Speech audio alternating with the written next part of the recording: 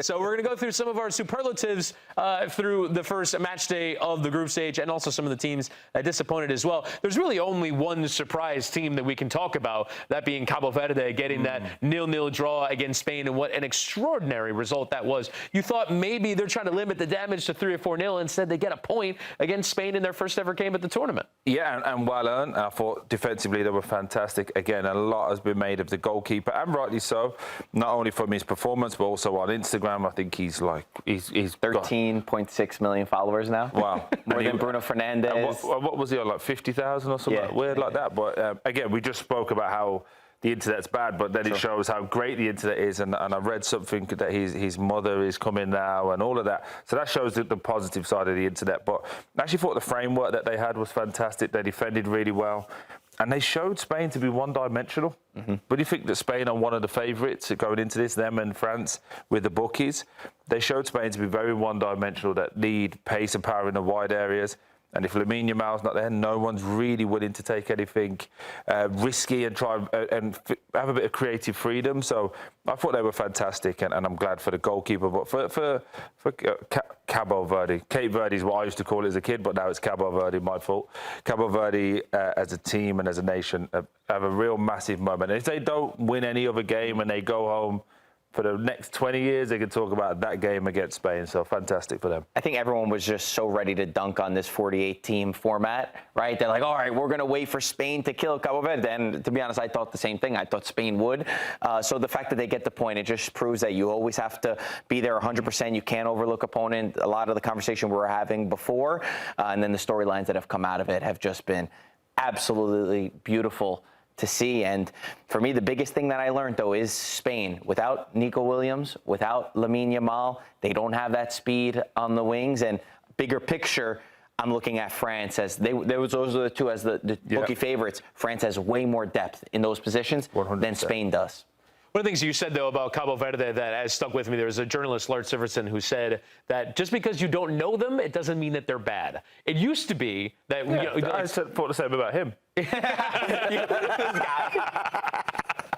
All right, so let's move. Your time is going to come. England wins one game, and all of a sudden, the confidence comes out. All the insults. At halftime, 3 out of 10. And now it's 10 out of 10. All right, on the subject of teams that perform well, let's get to our best team performances of the tournament. And our friends at Sofascore have put together their highest-rated teams of the tournament. And incredibly, Spain is second. Troy? Teacher? It seems like Troy has a comment about... No, I'm trying to get him to move the screen closer back up my glasses, but I can't see properly. Sorry. Again, that's great. Australia third. I agree with that. I actually think the Germany one should be a lot lower because of the opposition, with the greatest respect to Curacao. But I think Sweden have done unbelievably well as well when you think that they struggled to even qualify. And America, for me, should be higher. America had a very, very, very good result, and one I wasn't expecting. I thought that was going to be a draw, but America just ran all over Paraguay. Spain still in second despite the 0-0 is... It is. I think that's more that should be the other way around, right? It should be Cape Verde at the top. See, now it says Cape Verde. Before it said Cabo Verde, now it's Cape Verde. I don't know what's going on anymore.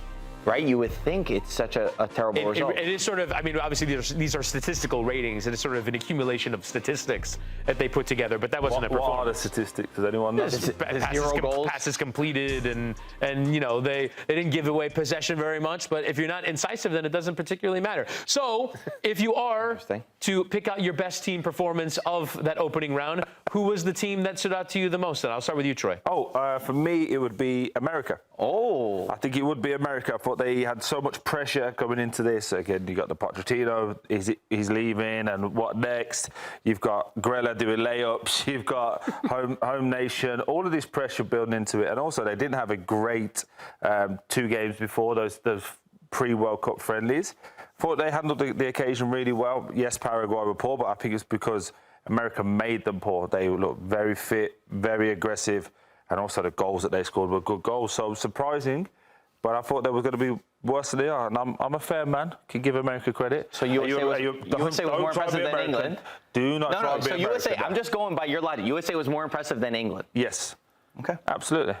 Over the full duration of the 90 minutes, I mean, I don't think there was a team that dominated their opponent in quite the way that the United States did. I agree. And also, Paraguay, America, it's a fair game. Us versus Croatia, Croatia finished third in the last World Cup and second in the World Cup before that. Gap. Yeah, I don't know about that. Hey, you wasn't even in it, so let's stop talking about it. Do you remember last time Italy won? Be quiet. This guy. Again. When's the last time you guys won a knockout round game? All right. Chris. I thought you were supposed to be neutral. Supposed to be the host. It's fun to file on sometimes. All right, so Marco, who was your team that stood out to you the most? It has to be Argentina. They were unbelievable against Algeria with Messi scoring the hat trick. We did a segment comparing them last World Cup and saying, how do you find more motivation to continue winning, right, after you won? Keeping a lot of the group together. Losing Angel Di Maria is a big one because he showed up in so many finals for Argentina. Just won the penalty, didn't he? Won the penalty, yeah, absolutely, in the game against France in the final. So it's more the motivational aspect. We've seen so many teams after they win World Cups. Germany, for example, they won 2014, then 2018 and 2022, 2 group stage exits. The list goes on and on. We keep saying nobody's been able to repeat since Brazil did in 1962. So just from that aspect, Argentina, the last World Cup, they lost to Saudi Arabia in their first match. I thought they looked really good. Scary for a moment when Algeria scored the goal, the 1-0, and then it was taken offside. So hard not to give the reigning champs their credit. I think there's more of a ceiling for them to hit in the attack, but they gave up 0 shots on target in the game, and that midfield looks as dominant as ever. So a really solid performance from them. A lot of guys, too, that didn't have great performances for their club teams as well. De Paul, McAllister, just question marks around them. How can they translate? Enzo Fernandez. Yeah, they look pretty good. All right, so let's move then to, I guess I'll mention my best team performance. I have to give it to Sweden.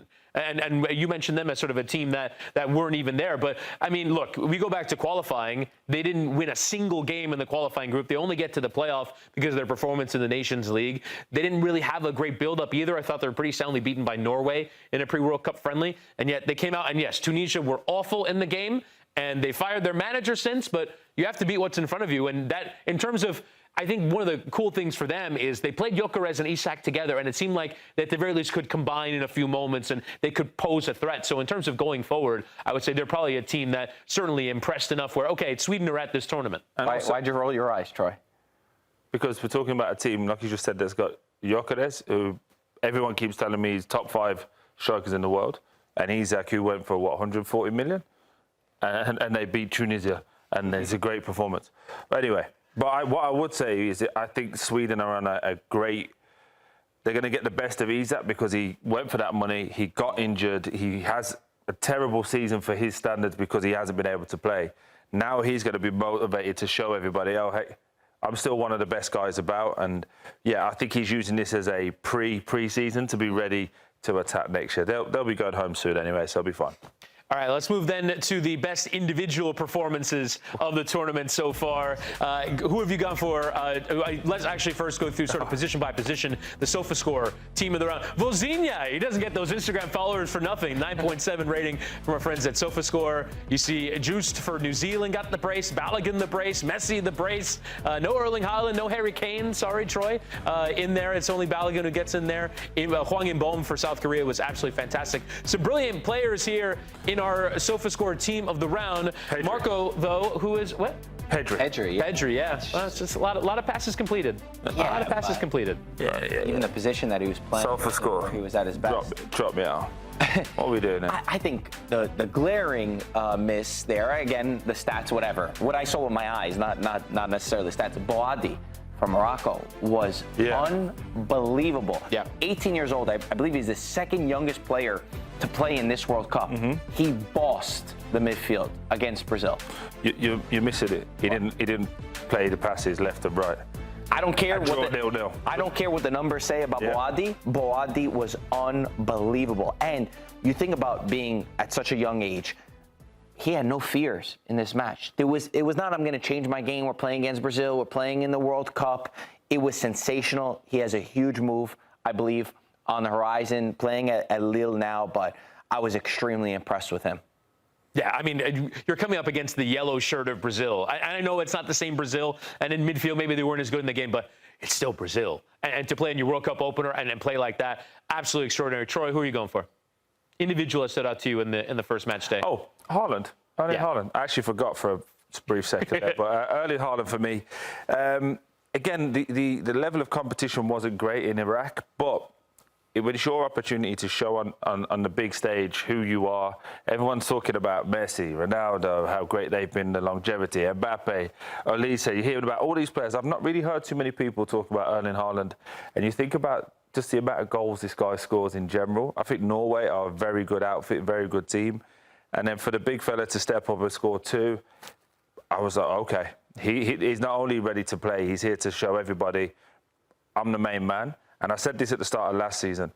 When you write off a player who scored 37 goals and we said it was a bad season, that just shows the level that this guy is at. And for me, opportunity on the world stage with a decent team, I think he's going to be right up there for the Golden Boot. He's also had such a humble approach. I've seen them try to, bait him with some questions about, Messi and Ronaldo, you scored this, man. He goes, those guys have been doing it for years at the World Cup. Now is my time to prove. And I love a player that has a chip on his shoulder. And to Troy's point, I think Norway is really underrated, but just globally. Everyone thinks it's only about Erling Haaland, but if you watch them play, they have really good pieces. And they fit exactly what he wants to do. They still have to figure out with Sorloth, where he's going to fit in. Antonio Nusa as well, but Sorloth wearing the 7 is just ugly to look at. Yeah, no. Doesn't fit. He's a good player, but I don't want to see him with a 7. Doesn't fit.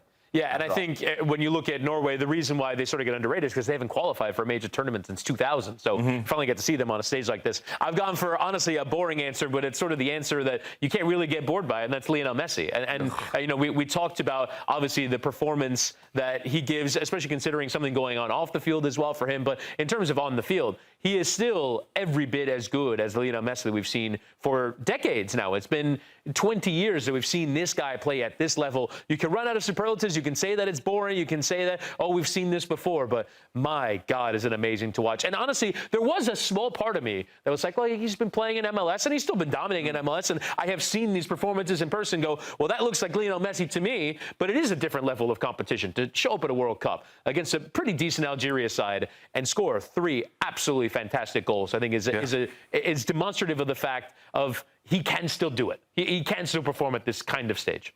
It's amazing how important he still is to Argentina as well, right? I think you made a point on yesterday's show, not to compare Ronaldo and Messi again, but like what Ronaldo brings to Portugal, we're talking about that could be a problem. What Messi brings to Argentina is central to them. Exactly. It's crucial to what they're doing. And you could have a bigger conversation if they need to find somebody there, but it is pretty special that he's able to pull that out. Yeah, and he gets the hat trick for Argentina as they beat Algeria. And then finally, in terms of superlatives for the first round of games, we've gone for our worst team that we've seen so far. These are the worst rated by our friends at Sofascore. Obviously, teams that have all lost: Curacao, South Africa, Tunisia, Paraguay, and Uzbekistan. I think the Uzbekistan one is probably a bit harsh. I thought Uzbekistan weren't bad. Yeah, I agree. Sort of impressed me in that match against Colombia. I also think as well to put Curacao there against Germany, one of the powerhouses. I think you've got to put Paraguay down there. Paraguay were coming in with more hope and expectation, but yeah, Sofascore got it wrong again. What's new? I mean, Curacao, you're not taking into account the fact that they're, it's sort of, you're not weighting against expectations, just how they performed. And you give away 7 goals, it's going to be a rough one. Okay. All right. So who is the worst team for you then of the first round of games, Troy? I think we'd have to look at Spain. I think you'd have to say the underrated, most disappointing team so far. Came in as one of the favourites. Again, 27 shots they had in the game. I didn't really feel like, you should score that. The keeper wasn't under massive pressure. Every save the keeper made was like, okay, fair enough, you should have made those. And it left me with a lot of questions. Again, I know we go back to the previous World Cup, Saudi beating Argentina. It was like, whoa, that's a massive upset. But Argentina were like, okay, we've got loads to do. This one I'm just worried with. Mm-hmm. I went with Portugal.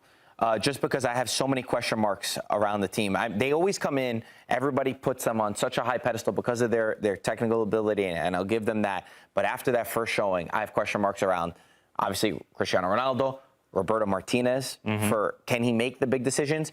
Do they have runners in behind, even the midfield? After the goal, they created nothing. They didn't create anything. So it's not like the Spain game where they had opportunities or, all right, the ball didn't go in. There was a great goal game. No, they were not creating enough. How does he start in the next match against Uzbekistan? Do you still go with Ronaldo? Even Bruno Fernandes, his position.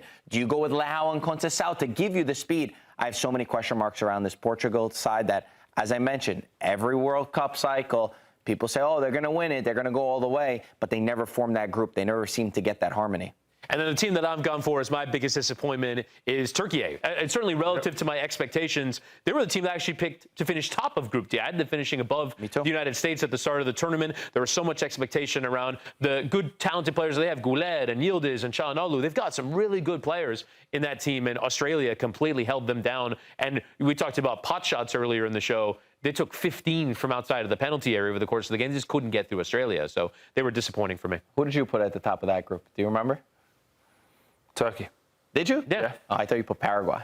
No. Turkey. I think I went Turkey, Paraguay, America. Yeah. I was surprised too. Shocking result.